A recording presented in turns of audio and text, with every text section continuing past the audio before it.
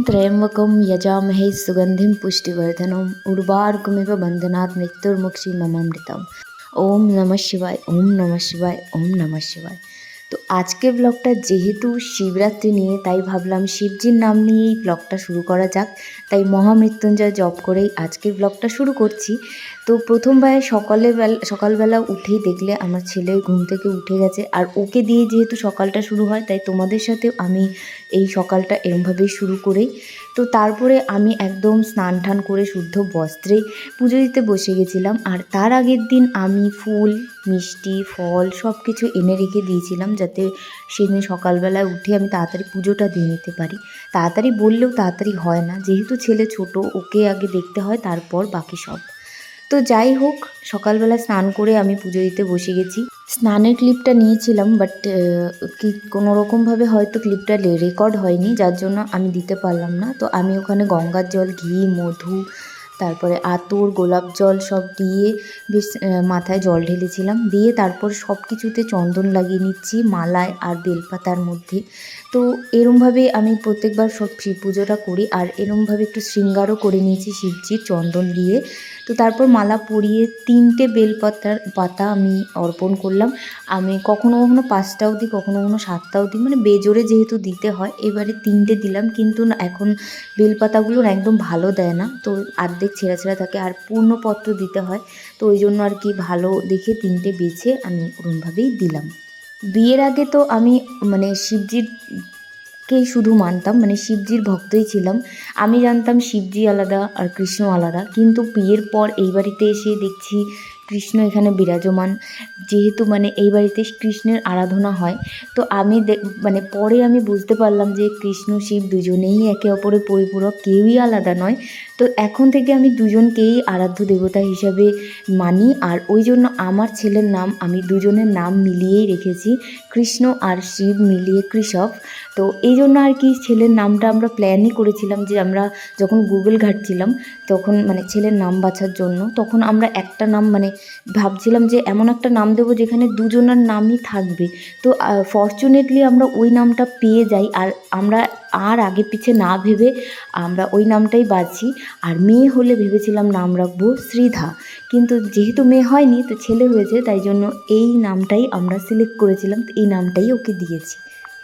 আর আমি প্রেমানন্দজি মহারাজের মানে বচনগুলো, বাণীগুলো শুনি, কথাগুলো, তো ওগুলো শুনতেও খুব ভালো লাগে। তো ওনার থেকে আমি অনেক কিছু শিখেছি।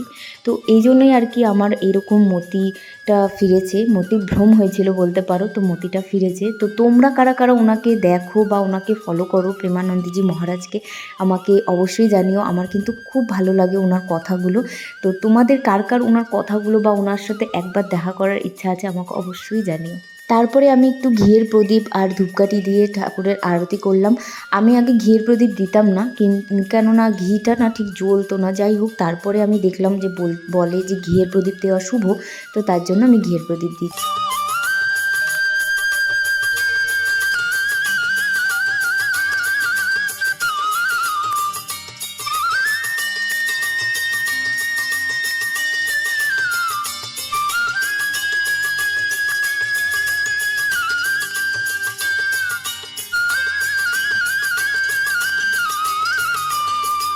তো যাই হোক, অনেকক্ষণ যেহেতু না খেয়েছিলাম, তাই প্রথমে একটু কলা খেলাম। কলা খেয়ে তারপর ঠাকুরের প্রসাদটা আমি খেলাম। আর যতই যাই করি, উপোস করে যাই করি, ঘরের রান্না তো করতেই হবে, আর ছেলের খাবারটাও। তো সেইটা বানিয়ে নিলাম আর ছেলেকে খাইয়ে দিয়েছিলাম। আর সেদিনকে ছেলেকে দিয়েছিলাম একটু ডিম ভাত, আমরা নিরামিষ খেয়েছি, ওকে তো আর সেটা দেওয়া যায় না। তো একটু ডিম দিয়েছিলাম, আর ভাতের সাথে পেস্ট করে খিচুড়ির মতন করে দিয়েছিলাম, সবজিও ছিল ওর মধ্যে। তো ও দেখলাম বেশ ভালোই খায় এটা ডিমটা। তো বেশ কদিন হলো আমি ওকে ডিম দিচ্ছি, তো ওর ডাইজেশনটার কোনো অসুবিধা হচ্ছে না। তো তারপর সন্ধেবেলার দিকে একটা অনুষ্ঠান ছিল, মানে একটা বাড়িতে নেমন্তন্ন ছিল, শিব পুজো হয়, শিব পার্বতী পুজো হয়। তো সেখানে গেছিলাম। তো তার জন্য আমি একটু রেডি হচ্ছিলাম। আমার হাজব্যান্ড এসে গেছিলো, আর আমার হাজব্যান্ড ওকে ধরেছিল, আর আমি এখানে রেডি হচ্ছিলাম।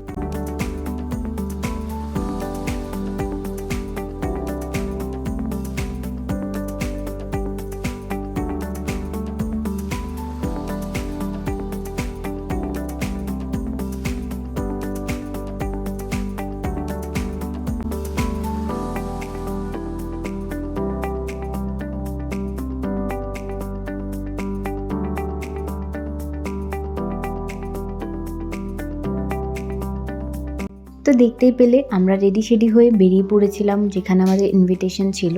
তো ওই বাড়িতে না, মানে আমার বরেরই বন্ধুর বাড়ি, তো ওই বাড়িটায় না বেশ বড় করে প্রত্যেক বছরই শিবরাত্রি পুজো হয়। আর আমাদের ইনভিটেশন থাকে, বাট মানে আমারও ইনভিটেশন থাকে, কিন্তু কোনোবার সে যাওয়া হয়ে ওঠেনি। এই প্রথম আমি গেলাম। আর গিয়ে দেখি একজন সিঙ্গার এসছে, মানে অনেকেই এসছে, অনেক সিঙ্গারই এনেছিল। বড় করে ফাংশন হচ্ছে, সবাই এখানে শিবের মাথায় জল ঢালছে। আবার এখানে একটা মূর্তিও ছিল, বেশ সুন্দর করে সাজানো গোছানো ছিল। আর আমার ছেলে তো বেশ বিন্দাসই, আমি না ওকে ঘুম থেকে উঠিয়ে নিয়ে গেছিলাম, তো ও দেখি বেশ বিন্দাস রয়েছে, কোনো কান্নাকাটি কিচ্ছু করছে না। আর তারপরে আমরা সোজা গিয়ে বসলাম উপরে খেতে। আর খিচুড়ি ভোগ করেছিল, বেশ ভালো হয়েছিল, খিচুড়িটা দুর্দান্ত ছিল। আর তার সঙ্গে আরেকটা মিক্স সবজি, পায়েস এই ছিল, চাটনিও ছিল, কিন্তু চাটনিটা এসে পৌঁছায়নি। আর বেগুনিও ছিল, সেই বেগুনিটাও এসে পৌঁছায়নি, কারণ তখন হচ্ছিল রান্না বেগুনি। তো যাই হোক, অল ওভার টেস্ট খুব ভালো ছিল। আর আমি যেহেতু প্রথমবার গেছি, আমার তো বেশ ভালো লাগছিলো অ্যাটমসফিয়ারটা।